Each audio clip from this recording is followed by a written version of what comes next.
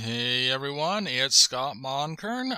Welcome to one of my reviews. Today we're going to review Warehouse 51. Warehouse 51 is a set collection auction game where the U.S. is set in the future. The U.S. government has gone bankrupt. In order to survive, they have to sell off some of their assets from like a giant museum like the Smithsonian. And we are all playing as players, collectors who are going to collect this artwork, trying to avoid any counterfeits in an attempt to be the #1 player with the best set of relics we bought in game. So let's go ahead and take a look at the components and what they look like. So the first thing we're going to take a look at is these are the player boards.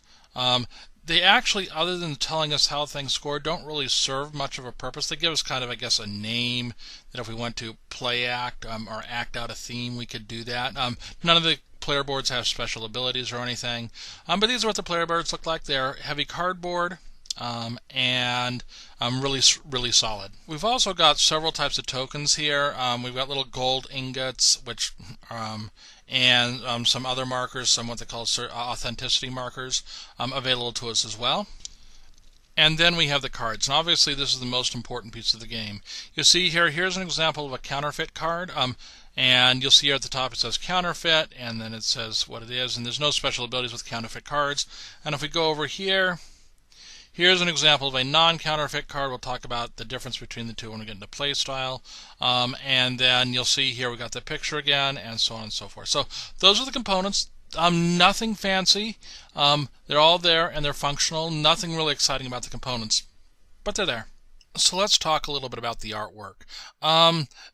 Really the cards which I'm showing you are the substance of the artwork. I'm not going to show you a lot of pictures. The artwork is pretty good. It's very descriptive. I like it in terms of its theme. I like the fact that you got all sorts of interesting items, and the artwork does not interfere with the playing of the game. You see here the scoring section at the bottom is very clear. I've had a couple of games where they messed that up, and so the artwork's very good, and I really like it. I mean, it's very pretty, it's very consistent. You've got all sorts of interesting relics. It's a little cartoonish, but for this game, honestly, cartoonish is kind of what you're looking for. So good, solid artwork. So let's talk a little bit about the rule book.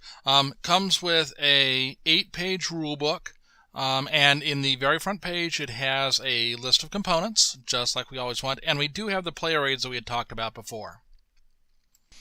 So what did I think of the rule book? It's okay. It's very short. It's definitely got all the rules in it. I mean, the only thing I found, and I can't say that it's bad, is that it's an auction game, and the rulebook is 6 pages long, or excuse me, 8 pages long, and auctions are on page 6. Yeah, page 6 right there. It seems a little late to me to be talking about the auctions. Now, I went back and I looked and I said, well, they talk about things like blessings and curses and counterfeits and all that kind of stuff, which made sense. I felt like the auction should be ahead of time, and then the blessings and curses and all that kind of stuff should have come later. I could be wrong. It's kind of hard to tell because part of me says, well, you want to know what the cards are before you buy them. So generally the rule book is there. It's functional and it works. I would have organized it a little bit differently. So I want to talk a little bit about the theme. I mean, the theme conceptually is kind of fun. I kind of like the idea. Honestly, given that none of the characters have special abilities, and the way the auctioning works, I mean, it could just as easily been Coke bottles or anything else. It's an auction set collection game. I don't feel like they really, even though the pictures are cool and stuff, the mechanics don't lend itself to the theme. I just don't think they match up well. It's kind of a cool idea. It's kind of a cool theme. I just think you have the blessings and curses, which kind of add some stuff, but yeah, you pretty much a pasted on theme. So now let's talk about how the game is actually played. I've been pretty critical of it. I want to talk about how the game is played. So the setup is basically you set up your players, you put out your player mass, you all get a set of gold ingots, and then you take the counterfeit cards and you shuffle them, and then you put essentially one in between each player is the best way to think of it. If you're running less than 4 players, you actually put, I think it's 2 between each player. It's basically going to identify a few items that at the end of the game that are counterfeit.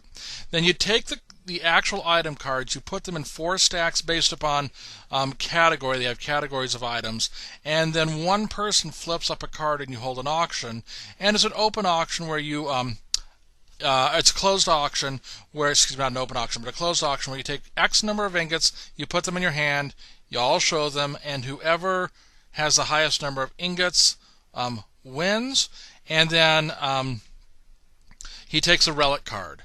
The money from the auction actually goes to the person who flipped up the card, so it's kind of a little weird how money transposes. There have been some other people who have talked about that the auction money doesn't go to the bank, it actually goes to the person who actually flipped up the card. So it keeps the money in circulation rather than going into the bank. So that's basically it. Now you have some options like you can pawn off items, and then at the end of the game you flip up those counterfeit cards and you see if they're counterfeit items. Some of the items have blessings and cursings associated with them, and so you may take an item that's cursed because it has a lot of value, but there may be some negatives associated with that. You go, can't remember how long you go for. You go for a while. Oh, you go until all the auction cards are gone. That's right. So you go until all the relics are gone. And then you see who has the most points. Now, the way points are calculated is you're trying to collect two combination of sets. You're trying to create a bunch of all one color, but you're also trying to create sets across colors as well. And there's kind of several ways you can score. It's not too complicated. They've got a chart for it. Certain colors score more than others based upon that, and you score who gets the most and who gets the second most. A little complicated, but they've got some good guides to it. So the play isn't bad for an auction set collection game. It's a pretty decent game. It's just I don't think it thematically, which we talked about before, was particularly good. So what did I think of the game? It's okay. Yeah, the mechanics are reasonably solid. I think this idea of handing your ingots to the way the auctioning works and the money going to the person who started the auction is a little weird. It's inconsistent with the theme. And a lot of people have mentioned that. But it's the way they figured out how to keep money in circulation.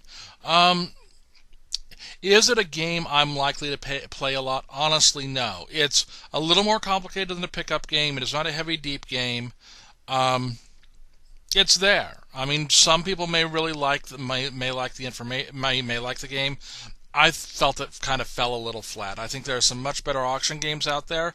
I think Stockpile is much more interesting. Now it's a stock trading game instead of a relics game. But the thing is, the theme just didn't fit that well within the game. So there aren't many games where I just kind of don't like. And this one, I can't say that I hated it. It's not something I'd reach for again. So that's kind of my review of the game, Warehouse 51.